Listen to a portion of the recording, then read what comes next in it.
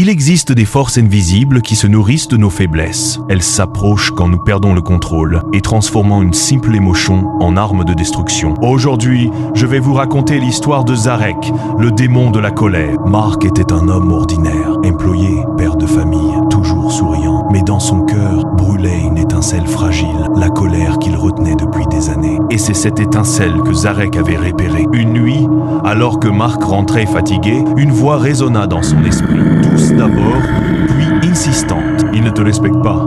Il se moque de toi. Frappe avant qu'il ne soit trop tard. C'était Zarek. Le démon avait trouvé une porte ouverte. Le lendemain, une dispute éclata au bureau. La voix de Zarek devint un rugissement. Mark, aveuglé par la colère, frappa son collègue avec une violence inouïe. Quand il reprit conscience, le sang sur ses mains n'était pas celui d'un rêve. Son collègue gisait au sol. Passé, Zarek se mit à rire dans l'ombre, puis disparut, laissant Mark seul avec le poids de son crime. Ce n'était pas seulement un coup de colère, c'était la marque d'un démon et la chute d'un homme. Les démons comme Zarek existent, mais ils n'ont de pouvoir que si nous leur ouvrons la porte. Souvenez-vous, la colère est une chaîne qui vous mène vers l'irréparable. Respirez, reculez, priez, car celui qui domine sa colère échappe aux griffes invisibles. Dites-nous le commentaire si vous avez été une fois victime de Zarek. Et n'oubliez pas de vous abonner, de liker, de commenter et de partager.